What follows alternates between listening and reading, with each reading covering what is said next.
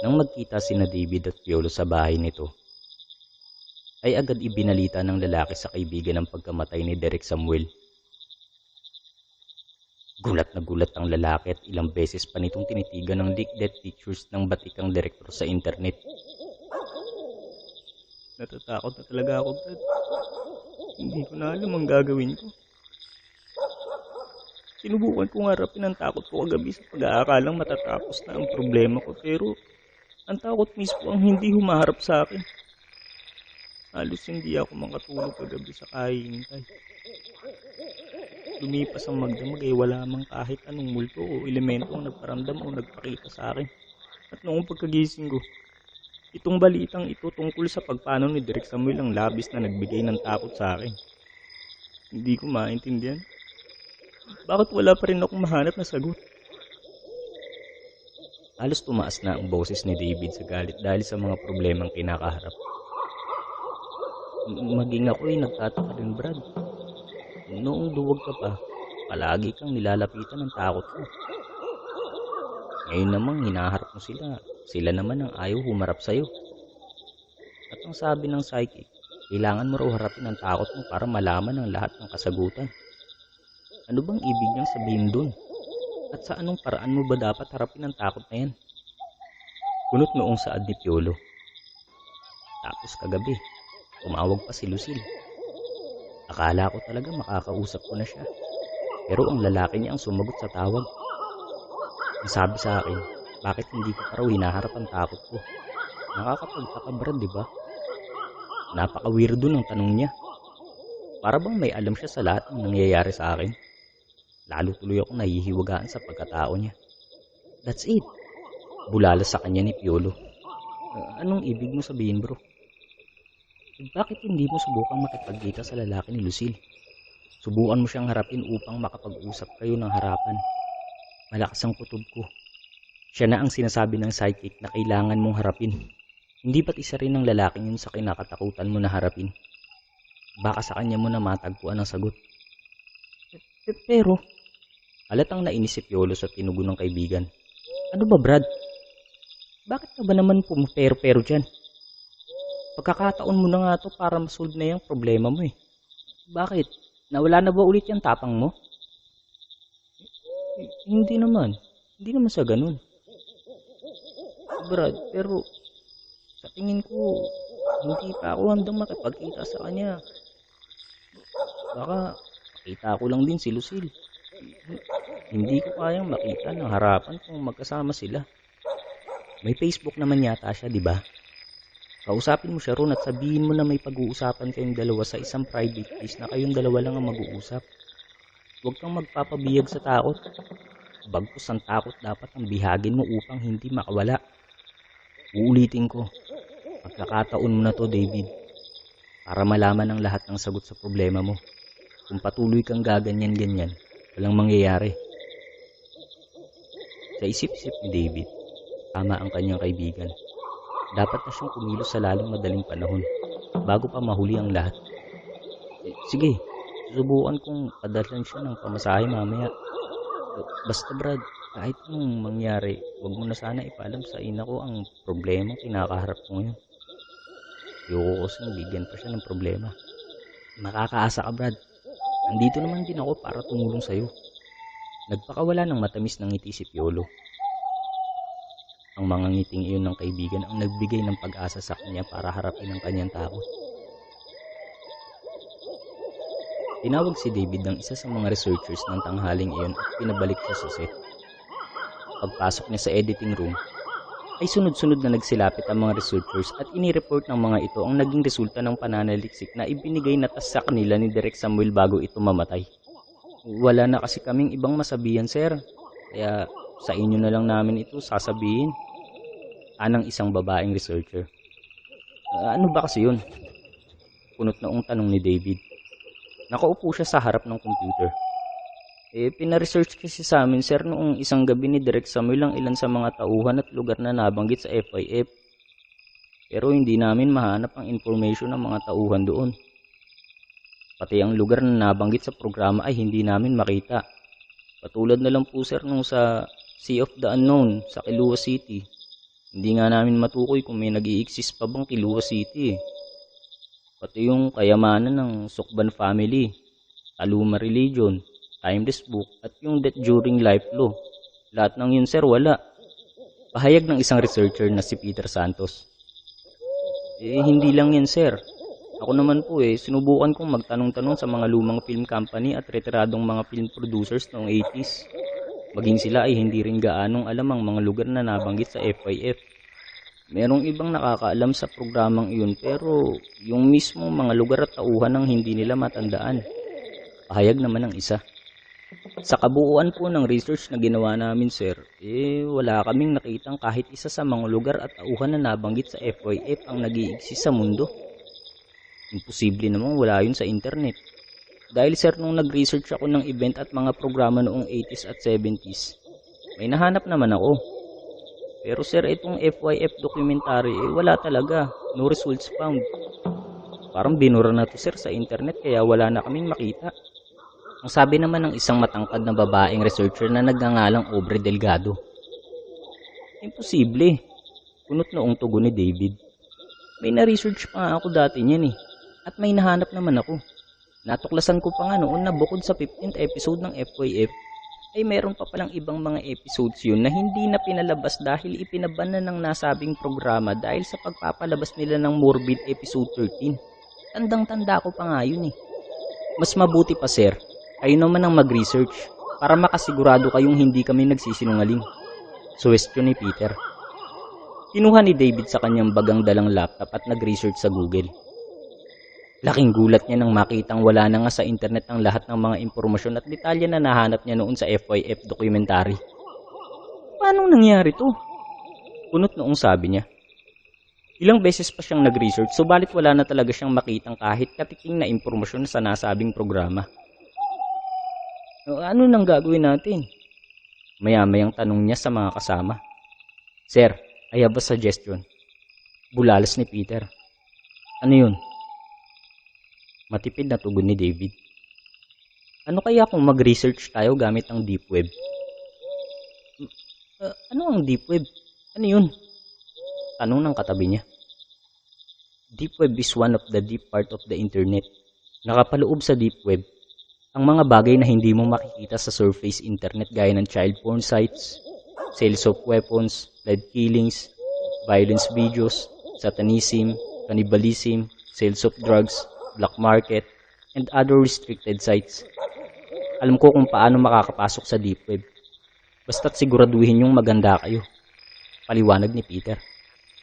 Delikado ba ang deep web? Tanong ni David. Parang ganun na nga sir.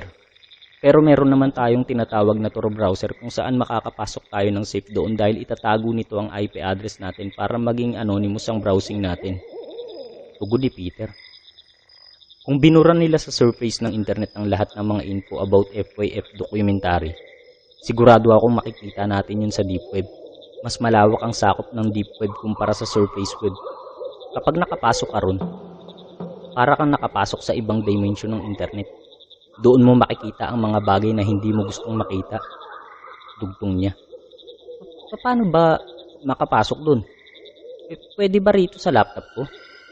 Tumayo si David at pinaupo si Peter sa harap ng kanyang laptop. Akong bahala sir. Nang ma-download na ng lalaki ang Tor browser, ay lumitaw na ang DuckDuckGo na search engine. Sinimulan niya na ang proseso para ma-access ang mga updated na deep web links. Nahanap niya ang onion link patungo sa tambakan ng mga private videos at movies. Nagbago ang background ng screen at lumitaw ang mga video link na nakasave doon. This is it. Bading wika niya sa mga kasama. Nagsimula nang manaliksik si Peter sa Face Your Fear documentary. Tutok na tutok ang lahat sa laptop. Natuwa silang lahat nang mahanap sa bandang duluhan ng onion link ng episode 13. Ang nakalagay sa pamagat nito ay Face Your Fear, Worse Than Death. I found it. Bulalas niya sabay lingon kay David na nasa bandang likuran niya. I-play mo. I-play mo yan, dali. Nanlalaki pa ang mga matang utos ni David sa lalaki. Unang binuksan ni Peter ang video ng episode 13. Nang tingnan nila ang timeline nito, tumagal iyon ng 1.5 oras. Subalit kung kailan nagsimula nang mag-play ang video, Ay saka pa naghangang laptop. May lumitaw na ad sa gitna ng screen at nang maklik ito ni Peter, ay may kung ano-anong nag-download na file sa laptop. Ilang sandali pa, biglang lumitaw ang blue screen at nag-shutdown itong mag-isa. Anong nangyari? Takang tanong ni Peter at sinubukang i-switch on muli ang laptop. Nagtaka sila dahil kakaiba ang takbo ng laptop. Kung ano-ano ang mensahe na ang nagpa-pop up sa screen. Mga mensahe na nakasulat sa ibang alpabeto. Bahagya ring dumilim ang brightness ng laptop. Animoy malapit ng bumigay. Halos hindi na nila ito magamit ng maayos. I'm sorry sir. Mukhang pinasok yata ng virus ang laptop mo. Ani Peter. Buisit. Napakamot ng ulo si David sa inis. Kung kailan mapapanood na natin ang episode 13, saka pa nangyari to. Akala ko ba sipang mag-browse sa deep web kapag ka na-download mo na yung sinasabi mo kanina? Bakit nagka-virus pa rin? Hindi ko talaga alam sir. Pasensya na. Ngayon lang nangyari to. Madalas nga akong pumapasok sa deep web noon sa laptop ko pero hindi naman nagkakaganon. Paliwanag ni Peter. Walang kwenta. Tawagin nyo na lang ako ulit kapag nahanap nyo na yung episode 13. At wag na wag kayong magpapakita o tatawag sa akin hanggat hindi nyo pa nahahanap yun. Problema nyo na yan. May problema din akong dapat asikasuhin. Padabog na kinuha ni David ang laptop at inilagay sa bag niya. Pagkatapos ay padabog itong lumabas ng editing room at pabagsak na isinarado ang pinto. Naiwan ng mga researchers na nakatanga sa loob. Dumiretso si David sa William McBurn's Funeral Homes kung saan gagawin ang burol ng direktor. Pagpasok niya sa loob, ay kasalukuyan niyang inaayos ang kabaong at mga bulaklak. Nang magtanong siya kung saan ang katawan ng direktor, sinabi ng namamahala na kasalukuyan pa raw itong iniimbalsa mo. Nang hapon na iyon, ay saglit na umuwi si David sa bahay upang maghapunan pero babalik din kaagad sa lamay ng direktor. Pagkatapos niyang kumain, ay sakto namang dumating ang ina niyang si Gloria kasama ang batang si Aaron. Oo mama, napadalaw ka yata. Anya rito. David, nawawalan ka na yata ng oras sa anak mo. Palagi kanyang hinahanap. Dati kahit busy ka sa trabaho, nabibigyan mo pa rin siya ng oras. Pero ano tong nangyayari? May bala ka pa bang iuwi rito sa sarili mong bahay ang anak mo? Bakit sa akin mo na lang lagi pinapaalaga tong anak mo? At siya nga pala, nasaan na nga bang asawa mo? Ang tagal naman niyang umuwi. Hinahanap na siya ng anak niyo. Tila galit ang tinig ng matanda. Pinaupo ng lalaki ang ina at pinagtimpla ng juice pati ang anak nito. Wala raw nagbabantay sa ina niya sa ospital, mama. Kailangan siya ng nanay niya. Hindi na raw ito makalakad. Si Lucille na mismo ang nagsabi sa akin. Kabadong sabi niya. Nagtaas ng kilay ang Donya. Nakausap ko mismo ang ina niya sa cellphone. Hindi totoong nasa ospital ang kanyang ina. Katunayan, ay hinahanap din ito si Lucille. Hindi rin totoo na hindi ito nakakalakad dahil nang tawagan ko siya noong isang araw. Sinabi niya sa akin na kasalukuyan siyang namamalengke ng mga araw na yun. Anong matanda. Natigilan si David sa narinig. Totoo ba yan, mama? Anong akala mo sa akin? Sinungaling? Aba, syempre totoo. Kung meron mang sinungaling dito, yun ang asawa mo. Anong kalokohan to? Nagpaalam ng 1 linggo lang mawawala. Pero ngayon, ilang buwan nang hindi nagpapakita. Tapos sinabi niya pa sa'yo na mahina raw ang kanyang ina. Kita mo na? Siya ang nagsisinungaling. You better find her, David. I smell something. Pakumpas-kumpas pa ang kamay ng wika ng matanda. Okay ma. I will try to contact her later. May pupuntahan lang ako. Namatay kasi yung direktor namin. Kailangan ako ron. Paano naman tong anak mo? Siya nga ang nagyaya sa akin dito dahil gusto ka raw niyang makita. Napalingon si David sa kinauupuan ng bata. Nang magtagpo ang kanilang mga mata, ay tumayo ang bata at lumapit sa kanya. Kapag kakuan ay yumakap ito ng mahigpit. Gumanti rin ng yakap si David. Papa, huwag mo na akong iwan. I miss you. Pagmamakaawa ng bata. Nakaramdam ng inis si David sa sarili. Noon lang niya napagtanto na hindi na niya gaanong naaasikaso ang anak niya dahil sa patong-patong na problemang dumating sa buhay niya. Aaron anak, I'm so sorry. Sana mapatawad mo ko sa lahat ng nagawa ko. Marami lang kasing ginagawa ang daddy mo kaya hindi pa tayo makapag-bonding. Kaya mamayang gabi, kay Lola ka muna ulit matutulog ha. Kapag kabakante ng schedule ko, ipapasyal kita sa Enchanted Kingdom. Promise. Saan ka na naman ba kasi pupunta mamayang gabi? Ano bang role mo sa lamay ng direktor nyo at bakit kailangan ikaw ang palaging naroroon? Ano bang ginagawa mo roon, David? Hindi mo man lang ba uunahin ang anak mo? Tila sermon na ang dating ng pananalita nito sa kanya kaya bahagya na siyang nainis. Mama naman, it's none of your business. Marami pa akong dapat tapusin. Saka ibabalita pa namin ng live mamayang gabi sa telebisyon ang pagkamatay ni Direk Samuel. Saka hindi ako pwedeng umabsent dun, ma. Hindi niya napigilan ng sariling sagutin ng matalim na dila ang ina. Aba, sa dami niyo ba namang news anchor? Bakit kailangan ikaw pa ang laging gumagawa ng trabaho? Ano lang ba ang silbi ng iba? Mama, dapat pa nga kayong matuwa dahil ako ang palagi nilang kinukuha sa pagbabalita. Ako ang palagi nilang kinukuhang host sa mga programang ginagawa nila. Alam niyo kung bakit?